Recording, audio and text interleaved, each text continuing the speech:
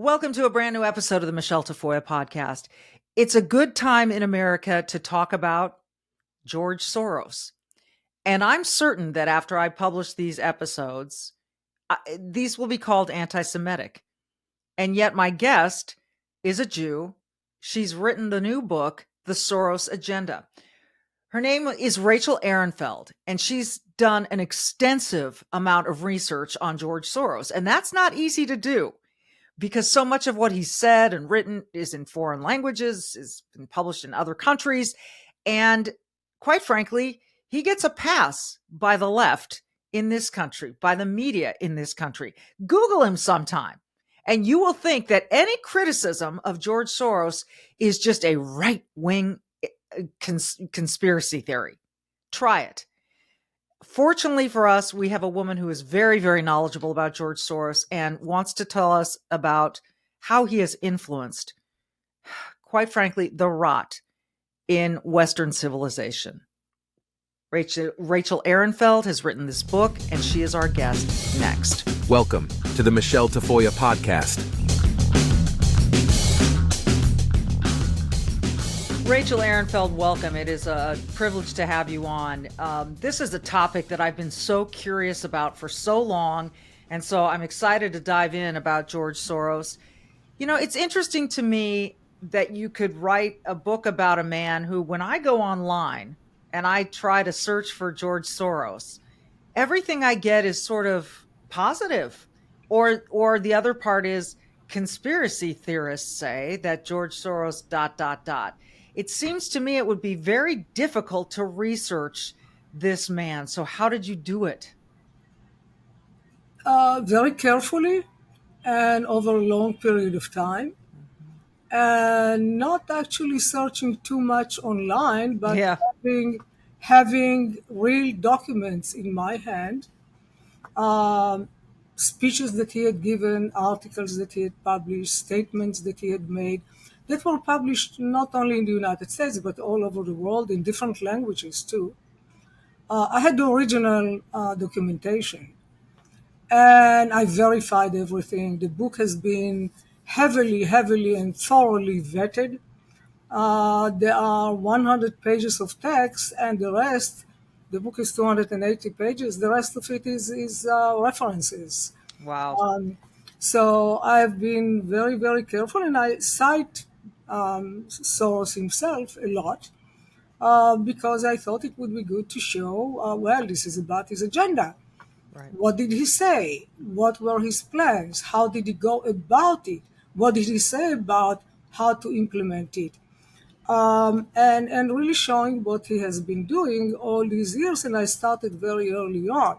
Well, I kind of want this to be, in a way, George Soros 101 for my listeners and me, because a lot of people hear the name and don't know a whole lot. He was born in Hungary, right? He was born in Budapest. In Budapest, in Hungary in 1930. Right. And was Jewish, correct? Yeah, he was born into a Jewish family. He made statements later. He declared himself as agnostic. Okay. And but he has been using, since he became active, and there was started to be criticism about his political actions. He decided that, wonderful, I will use the religion I was born into, which I really don't like, as a shield against my critiques. Yes. So everybody automatically, it's a very smart strategy. Everybody who dared criticizing him was instantly labeled as anti-Semitic. I can tell you firsthand that little old me posting something on X, on social media, that questioned George Soros or suggested that he donated to a certain fund that didn't really help society. That's putting it mildly. I was called anti-Semitic. Well, so I'm Jewish, and I was born and raised in Israel. I am an American citizen as well, but Nobody claimed yet that I am anti-Semitic, not on his side. However, I have been, there was a lot of pushback from, there are many, unfortunately, there are many Jews who have been supporting the very lefty Democrat Party for a very long time. Hmm. And I mean, in that media, I mean, it's Jewish media, you would think that you can actually publish information about how George Soros is actually contributing to the increase of anti-Semitism Yeah. Yeah. Yeah. and encouraging it, and actually funding organizations that hate Israel, that want to see the Jewish state of Israel completely destroyed and kill all the Jews.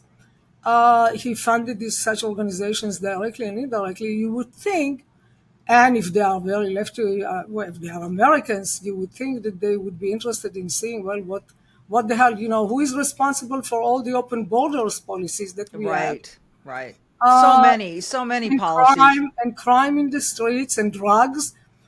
You would think that they would be interested, but no, their curiosity stops at that point. You can, I mean, writing this book, I have seen since now because of the war, because of Hamas, because Hamas attacked Israel, and because of the really explosion of anti-Semitism in the United States, which he helped to promote as well, there is more information about him. And I see when people, friends, send me all kind of notes. You see, oh, here is somebody today, somebody published something about how he funded the Iran lobby during Obama, when Obama made this horrible deal with Iran. Yeah. Um, and in 2015, how he was actually encouraging and paying for the Iranian lobby. I said, well, yeah, I've written about it before. Mm. I mean, you can find it in my book, Eh, right? But apparently, people didn't pay attention. Most don't Well, pay attention now either. I'd like more people to pay attention, and that's why I wanted to talk to you. When he was 14 years old, Yeah. he fled Hungary No, he because. fled. No, he left Hungary when he was 17, actually, Okay. in 1947. Okay. He was 14 years old when when the Nazis took over Hungary. And he and his family adopted different identities. And but he said in different books and articles and interviews that he had given that he was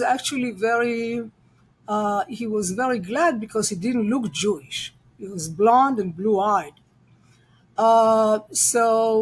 It's fine.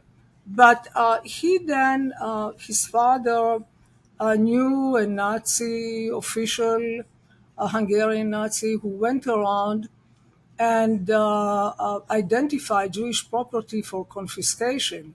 And of course, the people who owned this property, the Jews, not only the property was confiscated by the Nazis, but the Jews were sent to concentration camps or shot into the Danube.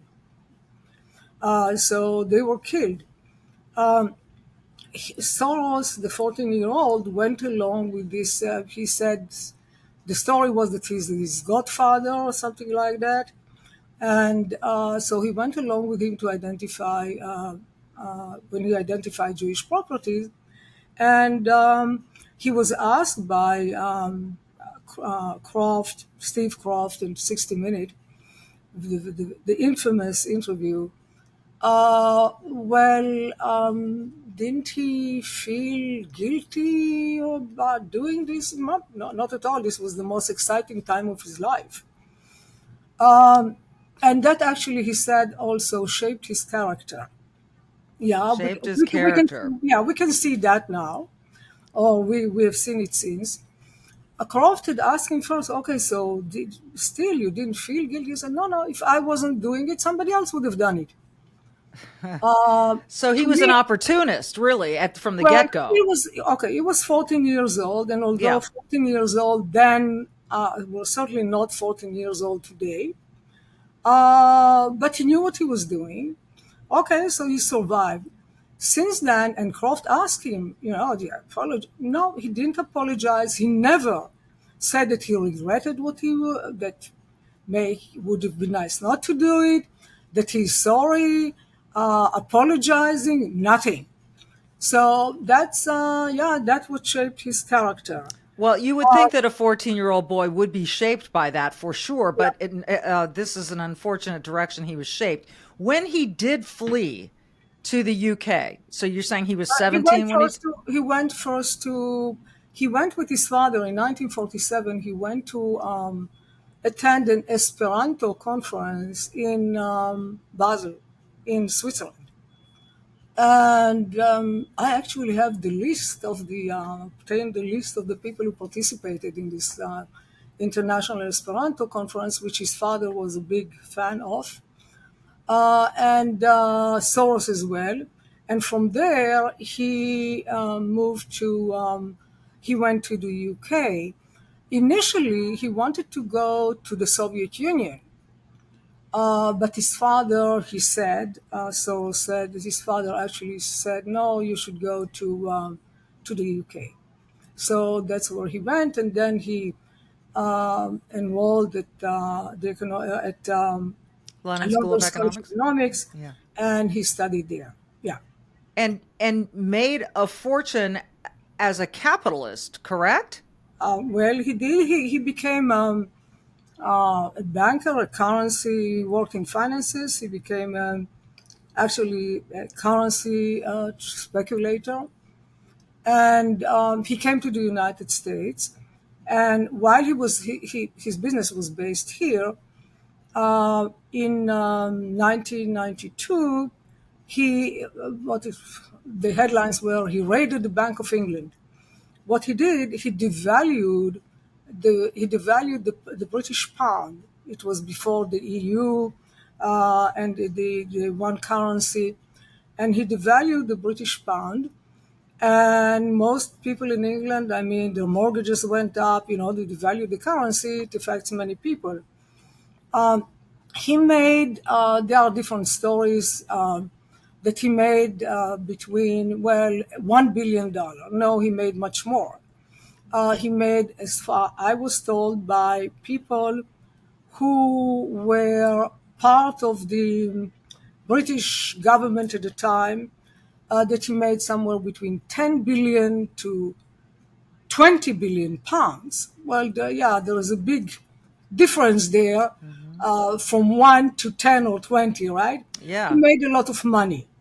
And he didn't make, it was not really his genius. There was a choice to currencies in Europe. The economy was a little bit in upheaval. And the choice was either to devalue the German, the Deutsche Mark, or to devalue the pound. And apparently the choice was to devalue the pound. And I think that Soros was chosen to do that. Chosen by whom? Yeah, that's a good question. And I asked these questions in the book when he made also money in instances where everybody else in the market was losing money in other occasions. And he knew in advance, he had some tips about, some people called it luck. It was not luck. So he was able to make a lot of money. He is not the richest person in the United States, never been. But again, the reports on his wealth and how much money he had, how much money he spent on different things is very opaque. And if you looked at the Open Society Foundation's website, I don't know, 7 years ago or 6 years ago, the website said that he had, I don't know, he invested about $32 billion in the Open Society Foundations, etc., or that he made something like that. But the figures didn't change. However, it has been reported that he bought stock, sold stock. He made a lot of money. And he had given many more billions of dollars to all kinds of things. So the whole thing is very opaque. Yeah, So when you the, say that, people are saying, well, he has this, he has that, don't rely on it. it's that's what's so difficult about this story, that I think it's so much unreliable information on him, because there are so many people who benefit from keeping it opaque. So Uh, he has this Open Society Foundation, which sounds lovely, by the way. yeah, it's very But Orwellian. It's it, very it, Orwellian. It what does is it? that opposite. What is the goal of this Open Society Foundation? Well, initially he said that this was named. He borrowed this name from philosopher Karl Popper, with whom he was a student in one of his courses at the London School of Economics, and he said, "Oh, this is a good title, so I can actually name my organization Open Society." At the beginning, it was Open Society Institute, and now it became Open Society Foundations. It has many, many, many, many, many, many, many arms, and supposedly it's to promote democracy, because Soros was under German Nazi occupation and under communism. And what Popper was preaching was individual freedom above all. That's not what Soros is doing, and that's not what Soros's goal is. And and many things, if you look at and if you see what the agenda and how he implemented it, still working, his son is implementing now more, it's actually doing everything in order to shut down individual freedom, close society, or really tribalize it by race, by gender, We see by that happening right in front of whatever. us, don't we? And we Absolutely. can, We are I mean, living through it. we're living it, and I just wonder why. Like, what is George Soros and his son Alex? What do they get out of this? Uh, Turmoil for sure, but besides, besides personal satisfaction, I don't know. They are pushing this. George Soros is megalomaniac. Okay, he himself says that he thought of himself as God, and when he actually made a lot of money, he started to live it out, and boy, live it out, he did. And so he really thinks that he knows better than anybody about everything. And what he did with his philosophy was really, he says that he's an unacknowledged philosopher. So he developed his own theories, which, if you read them, it's really cruel and unusual punishment. It is, and I had to read everything. And it was cruel and unusual punishment. There is so much mumbo jumbo. There are so empty words, that really sentences that don't mean anything. sounds like some And people, politicians I know today. well, What we like to call word salads, that yeah, sound it's like a lot really. of terminology that gets us nowhere. I think that actually, if you put him next to Kamala Harris, I think she would sound very intelligent. That's not good. But he has this accent, so I have an accent too. But he because he became so rich, and because he used his money to influence politicians and to pay, and apparently American politicians don't cost that much. And he sounds European. He was able really to influence all kind of politics, and also he had apparently, again, I asked the questions, on whose behalf was it? Of course, it's globalist. We know that. But at the beginning, and as you pointed out, he made money because of capitalism. But it's capitalism for me, not for thee. Right. Right. Which is And kind of what the World Economic Forum is all about, yes, isn't it? yes, that part of it as well. Yeah. And also, he's been using really George Orwell's newspeak, if you want, Hmm. because everything is the opposite. And also Brave New World, Yes. which is really, and I recommend to read I do too. people read Brave New World. It's astonishing to me. Here, I read it in the last couple of years, and I thought, oh my God, this is what's happening right now, and yet this book was written decades ago. I was astonished by that. And we were given Soma, the equivalent of Soma, which this is the drug that everybody was taking in the dystopian government, whatever world that is described in Brave New World. And now everybody can take cannabis or whatever drug they want. Actually, nobody will do anything about it, right? That's the gift that Soros. Everybody can thank Soros.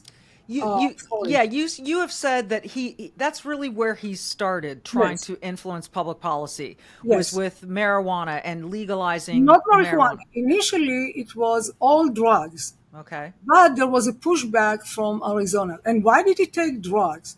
In 1992, 3, 4, even 5, if you said, let's legalize drugs, people looked at it. It was unacceptable. It was unthinkable. But now, what's the problem? Yeah, it's okay. And drugs is supposed to be what? You are given now all kind of antidotes in order to be able to take more drugs and drug paraphernalia so that you can take more drugs. And they are selling drugs everywhere. This is really, and he managed to call it also, here is Orwell again, harm reduction. No, it's increasing harm, okay? It's not reducing the harm, it's increasing the harm and convincing more people to take drugs instead of fighting and really punishing people and giving educational programs like we had it during the Reagans, say no to drugs. Just And it say was no. very influential, Just say yeah. no. Everybody.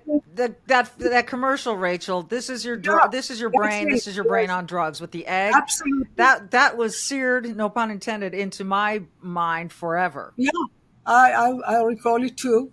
And what he did, and when he came up, why did he choose that? Because that was really something unthinkable and unacceptable. And he wanted to see with that, he tried to see how much he can push the American public, how strongly the Americans will hold on to their values, okay, to their principles. Well, he chose something good because drugs, many people. There was a drug culture here before during the 60s, right? Yes.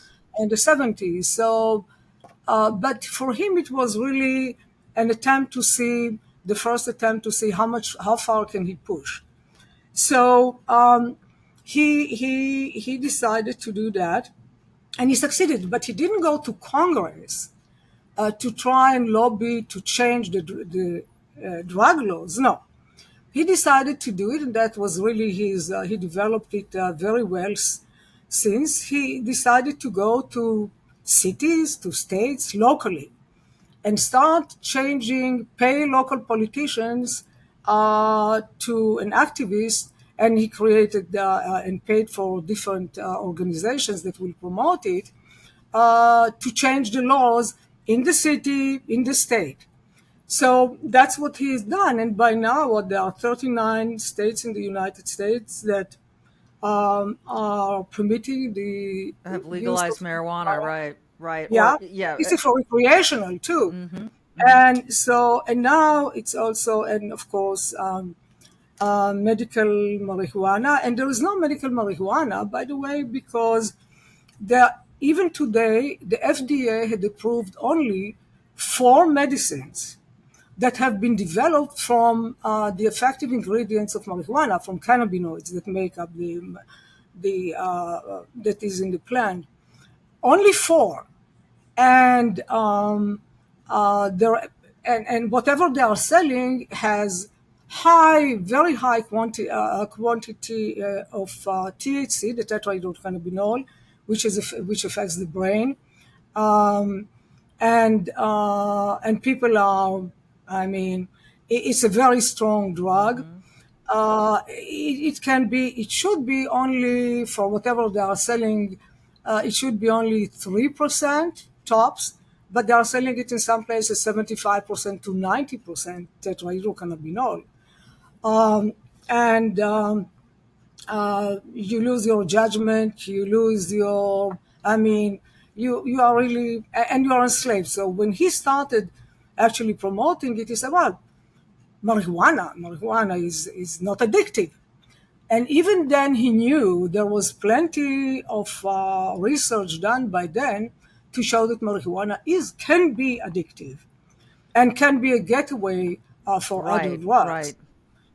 And but he went ahead and he did that.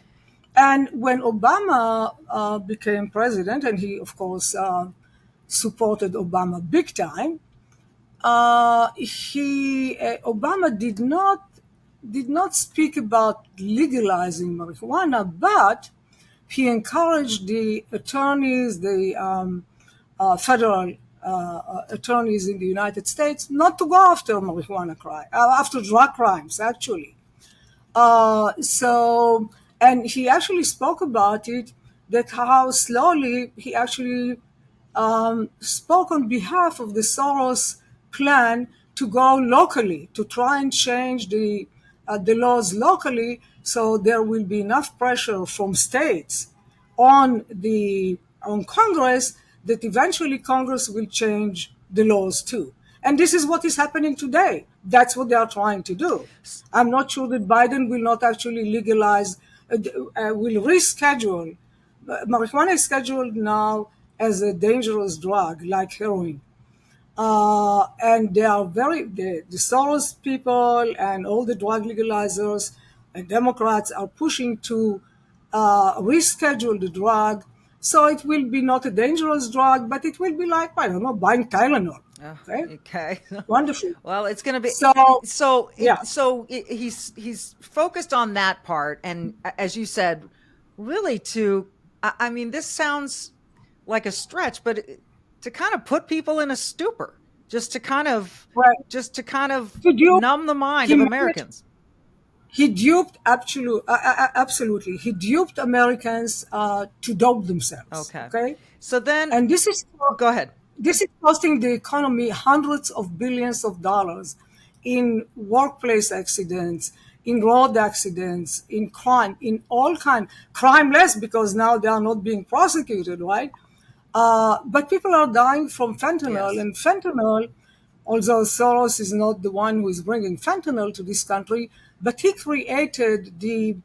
helped to create the atmosphere and the culture that, hey, anything goes. And if you use drugs, it's fine. You know, it's not your fault. We will help you, actually. We can give you free drug paraphernalia, and we will give you something. If you take actually too much heroin or fentanyl or something, then you can have, everybody should have something, you know, in order to resuscitate you. I mean, this is outrageous. We're going to have more with Rachel Ehrenfeld. We started this discussion with her, and it's so in depth.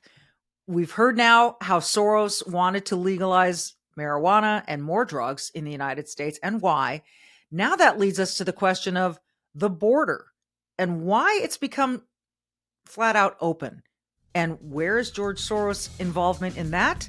Rachel Ehrenfeld will join us again next time to discuss. And until then, be brave and do good.